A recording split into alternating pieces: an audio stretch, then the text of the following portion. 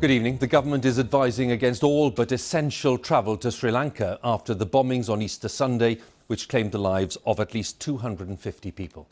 The Foreign Office says the terrorists are very likely to try to carry out indiscriminate attacks, especially in places visited by tourists. There are some 8,000 British visitors in Sri Lanka at the moment, and urgent talks are taking place between the government and the travel industry to help people return home. So let's join my colleague Clive Myrie, who's in Colombo tonight. Yes, Hugh, that travel advisory from the Foreign Office following on from others, from the Americans, the Australians, the Canadians, the Chinese, the Japanese. It comes on the same day that the authorities here issued wanted posters for a number of suspects they believe are linked to last Sunday's Easter Sunday bombings. Now, they believe they may be part of the main terror cell. As a result, the streets here are quiet because a curfew remains in place, and that has been the case for the last few nights and will continue certainly into the foreseeable future. And this is a country that very much is still on the edge. Curfew in Colombo. Rain, the soldier's only companion on empty streets after dark. As a nervous capital guards against more atrocities. The authorities have released the names and pictures of several suspects they want to question following Easter Sunday's massacres. Foreign governments are now anxious for their citizens here. And these suspects, on the run, are the reason why. The city of Galle is a magnet for visitors, but troops now greet foreigners as well as guides. 8,000 Britons are currently holidaying in Sri Lanka, too late to heed Foreign Office advice not to come. I won't be coming back. First and last time. But the people are wonderful here. Sri Lankan people are absolutely fabulous, but no, we won't be coming back. The bombers killed and damaged churches and hotels. Now tourism's been wounded too. Several countries, including Australia, the US and Canada, have issued advisories, urging only essential travel. For the moment, Britons wanting to leave have to make their own arrangements. Several people died when a suicide bomber blew up the breakfast room of the Kingsbury Hotel. 3 days on, they're sprucing up the entrance for the reopening. You know, it could have been close. I could have been there. You don't know. I could have, because I take my breakfast in this restaurant in the morning usually. You never know, but I think you should not think of that, because anything you do otherwise you will question yourself, what if? It's a view shared by many in the tourism industry here. Giving into the fear psychosis would not really make any sense, because look, it's a beautiful destination. And it might be a small island, but it is a vast space of land, and there are plenty of places for people to be safe. But for the moment, this is a land still on edge. Its streets pounded more by troops than tourists.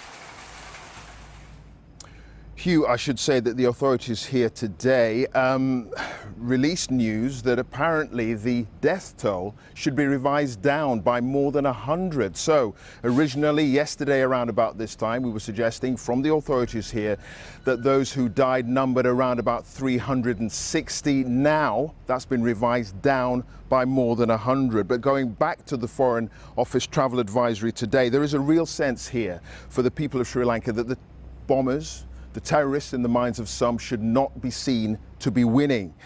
Remember, this is a country that has just come out of a terrible civil war that went on for almost 30 years. There's been a period of relative peace here, and the tourism industry was beginning to get back on its feet. Now it seems the dark days may have returned. Hugh, back to you. Clive, many thanks again. Clive Myrie there for us in Colombo. And just to underline what Clive was saying there, the Sri Lankan government revising that estimate of the number of people killed. It's now at around 250, including 8 Britons. Among the British casualties were teenagers Emily Lindsay and her brother Daniel. They died at the Shangri-La Hotel in Colombo, just as residents were gathering there for breakfast.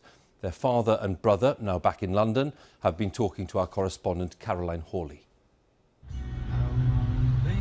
Emily Lindsay was 15, about to sit her GCSEs, when she was murdered with her 19-year-old brother Daniel.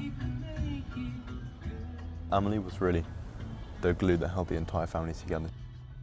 She was beautiful in every way. She was so smart. She had a wonderful sense of humour. Really, it's going to be almost impossible to imagine life without her. A lovely girl, and again, you expect the dad to say that, but she really was lovely inside and out. And you were having an amazing holiday with them until that moment. Well, they even thanked me and both gave me a hug the night before and said thank you very much. And you know, they were getting me food for the buffet when the first blast went off. I hope that's not what, you know, was a fatal blast, because we did start running out, and I don't know what sort of condition they were, and there was another blast, but they were incredibly kind. Daniel, photographed by his dad the night before he died, was about to go to university to study travel and tourism. He, more than anyone, lived his life in the service of other people. He would always go out of his way to travel to different places. He volunteered in Ethiopia at an orphanage. He lived with a nomad tribe in Mongolia, and he came back with equally close friends from each one. The Lindsay family, seen here all together on holiday in India, is now desperate to get the bodies of Daniel and Amelie home. We've had to go to our dentist, we've had to get their dental records, see their x-rays. They've come to the house, they've taken their toothbrushes from their bags, they've taken them away. They've taken my sister's phone, they've taken my father's clothes he was wearing at the time of the explosion. Still, they're not back. What do you want the UK government to do now? Obviously, get them back here as soon as possible.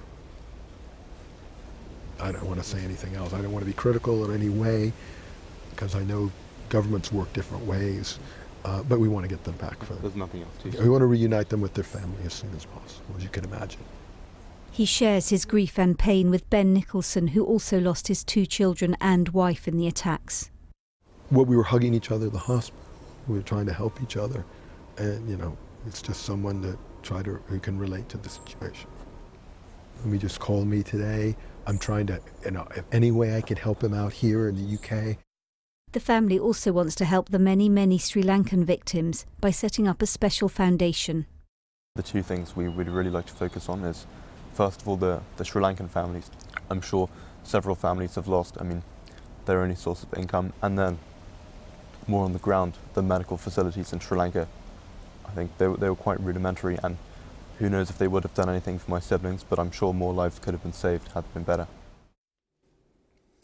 That was David Lindsay and his father Matt talking to our correspondent Caroline Hawley earlier today.